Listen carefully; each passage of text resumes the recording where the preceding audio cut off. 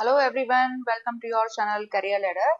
We started the chapter 6 of Footprints Without Feet class 10 English supplementary book, and the chapter is named The Making of a Scientist and it is written by Robert W. Peterson.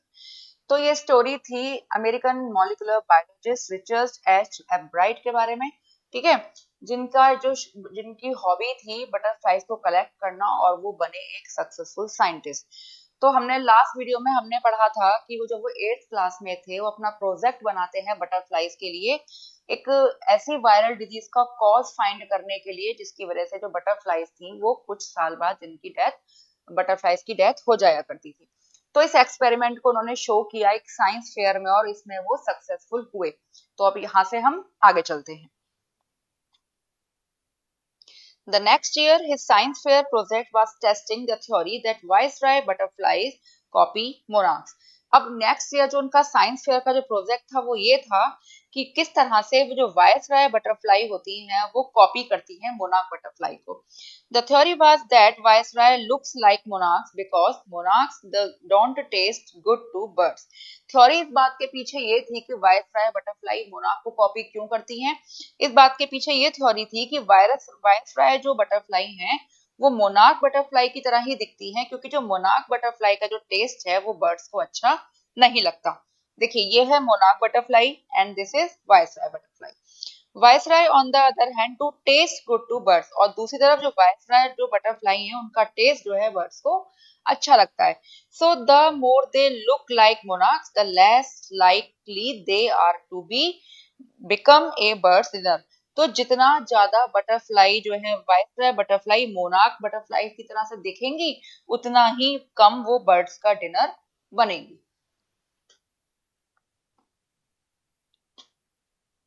Ebright's project was to see whether in fact birds would eat monarchs।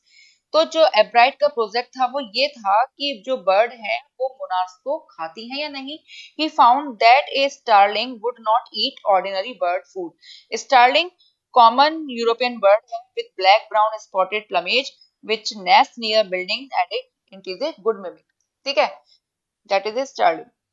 तो Stirling जो bird है उन्होंने पता लगाया कि जो Stirling bird है वो ऑर्डिनरी बर्ड फूड जो है नहीं खाती है।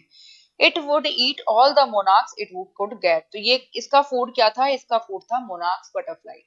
Ebright said later research by other people showed that viceroy probably do copy the monarch। तो एब्राइट कहते हैं कि बाद की जो रिसर्च की और लोगों ने उन्होंने शो किया कि जो वायसराय है जो बटरफ्लाई है वायसराय वो मोनार्क को कॉपी करती है। This project was placed first in the zoology division and third overall in the county science fair। इस प्रोजेक्ट की वजह से जूलॉजी डिवीजन में उनको फर्स्ट प्लेस मिला। Zoology scientific study of animals को कहते हैं जूलॉजी, एंड ओवरऑल जो थर्ड रैंक आई उनकी काउंटी साइंस फेयर।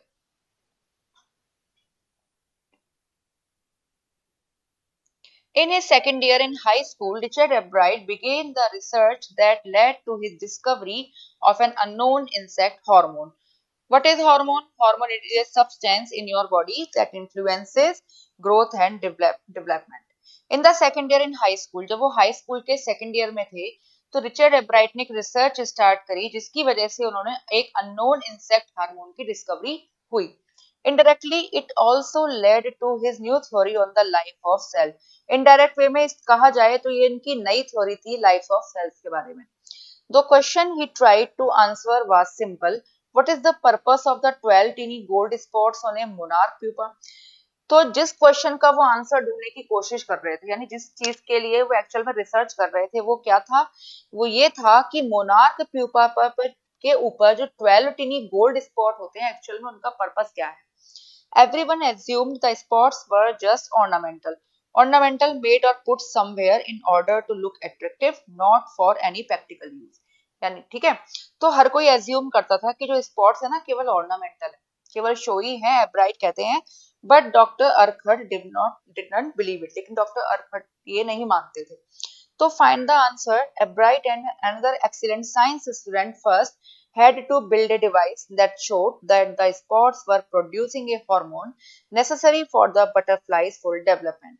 अब इस बात का पता लगाने के लिए एब्राइट और उनके दूसरे साइंस स्टूडेंट थे, उन्होंने क्या किया, उन्होंने डिवाइस को बिल्ड किया, डिवाइस बनाया जिससे ये शो होता था कि जो एक्चुअली में ये गोल्ड स्पॉट्स थे, जो 12 टीनी गोल्ड स्पॉट्स की बात की गई है, वो जो स्पॉट्स थे वो एक्चुअली में एक हार्मोन प्रोड्यूस करते हैं जो बटरफ्लाई के फुल डेवलपमेंट के लिए जरूरी होता है।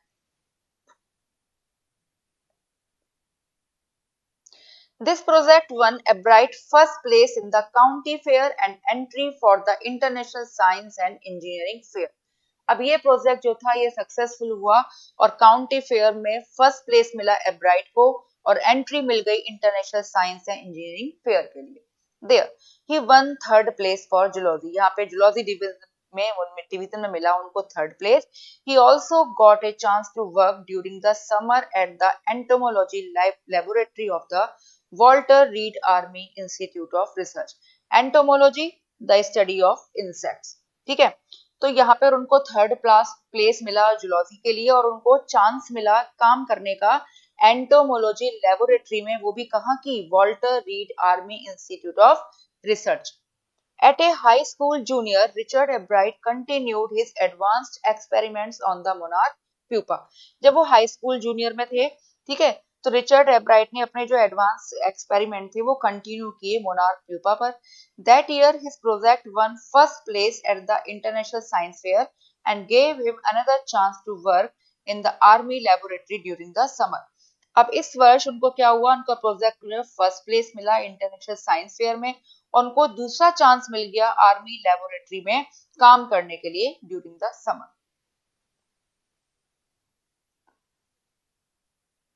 In his senior year he went a step further, और जब वो सीनियर ईयर में आए तो एक कदम आगे बढ़े।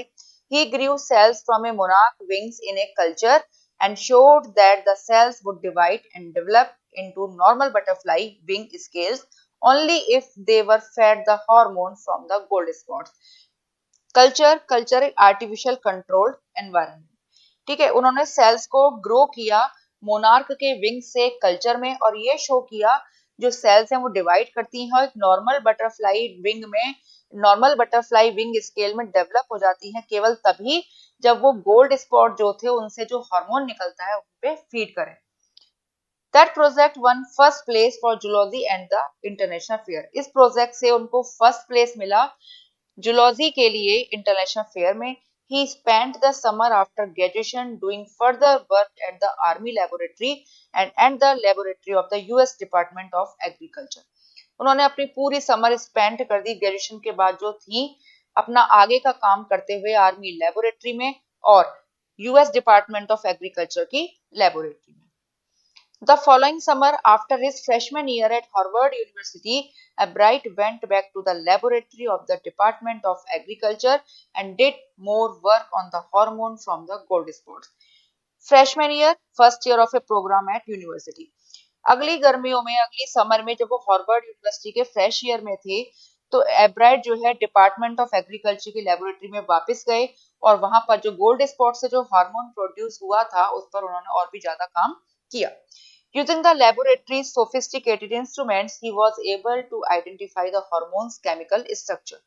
Sophisticated, advanced or complicated and chemical structure, spatial arrangement of its atoms and their chemical bond। इसको आप जानते होंगे chemical structure को, that is a chemistry terminology, ठीक है।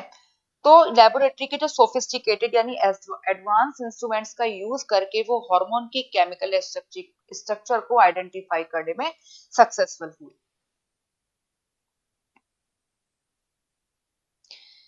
A year and a half later, during his junior year, Ebright got the idea for his new theory about cell life। अब 1.5 year letter, अब जब वो जूनियर ईयर में थे तो एब्राइट को आइडिया मिला सेल लाइफ की थ्योरी के बारे में। It came while he was looking at x-ray photos of the chemical structure of a hormone. अब ये आइडिया उन्हें तब आया जब वो एक्सरे फोटोज देख रहे थे हार्मोन की केमिकल स्ट्रक्चर की, ठीक। When he saw those photos, Ebright did not shout, "Eureka!" or even "I have got it." जब उन्होंने इन फोटोज को देखा तो वो ना तो चिल्लाए ना वो उन्होंने शाउट किया यूरेका। यूरेका क्या है, एक cry of Triumph after discovery. ठीक है, कोई डिस्कवरी हुई हो, खुशी से हम चिल्लाएं तो दैट इज यूरेका। या उन्होंने ये भी नहीं कहा कि आई हैव गॉट इट, कि मुझे मिल गया, but he believed that along with his findings about insect hormones, the photos gave him the answer to one of the biology's puzzles. लेकिन उनका ये विश्वास था कि उनकी जो डिस्कवरी हुई है ये इंसेक्ट हार्मोन के बारे में, ये फोटोज ने उनको आंसर दे दिया है। इन फोटोज से एक बायोलॉजी की पजल का उनको एक आंसर मिल गया है। अब वो पजल क्या थी? How the cell can read the blueprint of its DNA. Blueprint a design, plan और description of something. DNA, DNA की फुल फॉर्म होती है डीऑक्सी राइबो न्यूक्लिक एसिड। ठीक है, ये बायोलॉजी का टर्म है, आप ऑलरेडी जानते होंगे। डीएनए क्या है? हेरिडिटरी मटेरियल है that carries genetic information for the development and functioning of an organism. ठीक है, तो बायोलॉजी का जो क्वेश्चन था कि किस तरह से सेल डीएनए का ब्लूप्रिंट पढ़ लेती है, इस क्वेश्चन का आंसर इन फोटो से उनको मिल गया। डीएनए क्या है? DNA is the substance in the nucleus of a cell that control heredity. DNA वो सबस्टेंस है जो सेल के न्यूक्लियस में प्रेजेंट होता है और हेरिडिटी को कंट्रोल करता है। It determines the form and function of the cell. ये सेल की फंक्शन को और फॉर्म को डिटरमिन करता है। इसी वजह से DNA is the blueprint for life. ये है डीएनए की स्ट्रक्चर। ठीक है, डीएनए की helical structure. Albright and his colleague roommate James R. Wong worked all that night drawing pictures and constructing plastic model of molecules to show how it could happen. Albright और उनके college roommate थे जिनका नाम था James are Wong, वो पूरी रात काम करते रहे, पिक्चर्स ड्रॉ करते रहे और मॉलिक्यूल्स के प्लास्टिक मॉडल बनाते रहे, ये शो करने के लिए ऐसा कैसे हो सकता है। मॉलिक्यूल क्या है? ग्रुप ऑफ टू और मोर atoms connected by chemical bonds. And plastic model, that is plastic model. Together they later wrote the paper that explained the theory. अब बाद में उन्होंने एक पेपर लिखा जिसमें इस थ्योरी को उन्होंने एक्सप्लेन किया। Surprising no one who knew him, Richard Albright graduated from Harvard with highest honors, second in second in his class of 1510। ठीक है, अब जो लोग रिचर्ड एब्राइट को जानते होंगे उन्हें कोई हैरानी नहीं होगी कि रिचर्ड एब्राइट ने जब हार्वर्ड से ग्रेजुएशन की हाईएस्ट ऑनर्स के साथ, तो उनके जो स्टूडेंट थे उनकी क्लास में वो स्टूडेंट थे 1510 और में उनका जो प्लेस था वो था second. एब्राइट went on to become a graduate student researcher at Harvard Medical School। अब जो रिचर्ड एब्राइट हैं वो ग्रेजुएट स्टूडेंट रिसर्चर बन गए हार्वर्ड मेडिकल स्कूल में। There he began doing experiment to test his theory. वहां उन्होंने एक्सपेरिमेंट करने स्टार्ट किए अपने थ्योरी को टेस्ट करने के लिए। If the theory proves correct, it will be a big step towards understanding the processes of life. अगर ये थ्योरी जो है बिल्कुल सही प्रूव होती है तो ये बहुत बड़ा स्टेप होगा ताकि हम लाइफ की प्रोसेसेस को समझ सकें। It might also lead to new ideas for preventing some types of cancer and other diseases। और इसकी वजह से नई आइडिया मिल सकते थे जो प्रिवेंट कर सकते थे कुछ टाइप के कैंसर और दूसरी डिजीजेस को। All of this is possible because of Albright's scientific curiosity। और ये सब पॉसिबल हुआ किस वजह से? Albright की scientific curiosity की वजह से।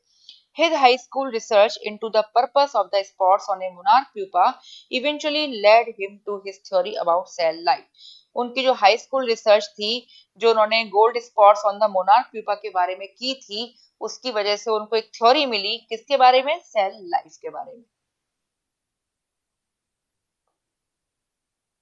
Richard Albright has been interested in science since he first began collecting butterflies।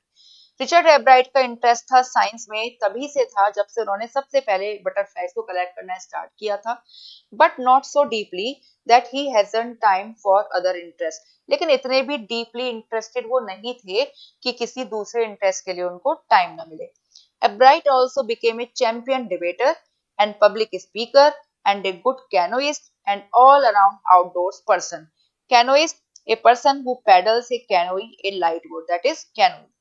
तो एब्राइट जो है चैंपियन डिबेटर भी थे, पब्लिक स्पीकर भी थे, गुड कैनोइस्ट भी थे और एक आउटडोर पर्सन भी थे। He is also an expert photographer, particularly of nature and scientific exhibits. और एक एक्सपर्ट फोटोग्राफर थे जो नेचर और साइंटिफिक एग्जिबिट के कह सकते हैं एक्सपर्ट थे। In high school, Richard Albright was a straight A student। High school में जो रिचर्ड एब्राइट थे वो बहुत ब्राइट स्टूडेंट थे। Because learning was easy he turned a lot of his energy towards the debating and model United Nations club. ठीक है, अब learning was easy, अब चूंकि सीखना जो है आसान था, उनके लिए सीखना बहुत आसान था, तो उन्होंने बहुत सारी अपनी एनर्जी जो है किसमें लगाई, डिबेटिंग में और मॉडल यूनाइटेड नेशन क्लब्स में। He also found someone to admire, Richard A. Wheeler, his social studies teacher and advisor to both clubs. अब यहाँ पे social studies teacher का जो नाम है वो उनको ध्यान रखने के जरूरी है, उनका नाम था रिचर्ड ए व्हेलर। ठीक है, अब उनको कोई और व्यक्ति भी मिला जो उनकी तारीफ करते थे, वो थे उनके सोशल स्टडीज टीचर जिनका नाम था रिचर्ड ए व्हेलर, एंड वो एडवाइजर भी थे उनके दोनों ही क्लब्स में। ठीक है, एक डिबेटिंग क्लब था और एक मॉडल यूनाइटेड नेशन क्लब में। Mister Werrer was the perfect person for me then, तो वो कहते हैं कि वो उस समय जो मिस्टर वेरर थे, जो एसएसटी टीचर थे, वो उनके लिए परफेक्ट पर्सन थे। He open my mind to new ideas, Ebright said, तो वो कहते हैं कि उन्होंने मुझे बहुत सारे नए आइडियाज दिए। Richard would always give that extra effort, mister Werrer said. Mister Werrer कहते हैं कि रिचर्ड जो है हमेशा ही एक्स्ट्रा एफर्ट करता था। What pleased me was, here was this person who put in 3 or 4 hours at night doing debate research besides doing all his research with butterflies and his other interests। तो वो कहते हैं mister वेरर कि मुझे जो चीज सबसे अच्छी लगती थी इस पर्सन के बारे में वो थी कि जो व्यक्ति अपनी बटरफ्लाईज और अपने दूसरे इंसेक्ट के बारे में जो हर समय रिसर्च करता रहता है, इसके अलावा भी वो 3 और 4 घंटे रात को निकाल लिया करते थे डिबेट रिसर्च के बारे में, डिबेट रिसर्च करने के साथ साथ। ठीक है, यानी बटरफ्लाईज का पर भी रिसर्च कर रहे हैं, उसके बाद भी वो 3-4 घंटे हर रात को निकाल लेते थे डिबेट रिसर्च करने में। Research Richard was competitive, mister Ware continue, तो मिस्टर वेयर कहते हैं कि वो कॉम्पिटिटिव थे but not in a bad sense, लेकिन गलत तरीके से कंपटीशन वो नहीं किया करते थे। He explain Richard was not interested in winning for winning sake और winning to get a prize. तो वो एक्सप्लेन करते हैं मिस्टर वेयर कि रिचर्ड जो है केवल जीतने की वजह से ही इंटरेस्ट नहीं लिया करते थे, या केवल केवल प्राइज मिल जाए इस वजह से ही वो नहीं जीता करते थे। rather he was winning because he wanted to do the best job he could, बल्कि वो इसलिए जीतते थे क्योंकि वो अपने इस काम को बेस्ट तरीके से करना चाहते थे, यानी जितने तरीके से वो बेस्ट उस काम को कर सकते थे उतने तरीके से वो करते थे। For the right reasons he wants to be the best, और वो बेस्ट बनना चाहते थे। ठीक है, and that is one of the ingredients in the making of a scientist, और यही है मेन इंग्रेडिएंट जो एक साइंटिस्ट बनने के लिए जरूरी होता है। ठीक है, start with a first rate mind, add curiosity and mix in the will to win for the right reasons. First rate, extremely good and of high quality. तो फर्स्ट रेट माइंड से स्टार्ट कीजिए, यानी highest quality से, good quality mind से start कीजिए, उसमें curiosity को add कीजिए और विल को, उसमें अपनी विल पावर को मिक्स कीजिए, तो आप क्या करेंगे, तो आप विन ही करेंगे। एब्राइट हैज दीज क्वालिटीज, एब्राइट में ये सारी क्वालिटीज थी। From the time the book the travel of monarch 10 opened the world of science to him, Richard Ebright has never lost his scientific curiosity। ठीक है, तो मिस्टर वेरर कहते हैं कि एब्राइट में सारी क्वालिटीज थी। उस समय से जब उनके हाथ में वो बुक आई थी जो उनकी मदर ने दी थी, ट्रेवल्स ऑफ मोनार्क 10, जिसकी वजह से उनके लिए साइंस में इंटरेस्ट पैदा हो गया। रिचर्ड एब्राइट ने कभी भी अपनी साइंटिफिक क्यूरियोसिटी अब तक भी नहीं कभी भी लूज की है। ठीक है, तो आई थिंक आपको एक्सप्लेनेशन समझ में आ गई होगी। इंस्पिरेशनल स्टोरी है एक साइंटिस्ट की। ठीक है, तो आई थिंक आपको एक्सप्लेनेशन अच्छी तरह से समझ में आ गई होगी। तो आपको ये कैसी लगी हमें कमेंट करके जरूर बताइएगा। तो मिलते हैं आपसे नेक्स्ट वीडियो में, तब तक के लिए बाय बाय।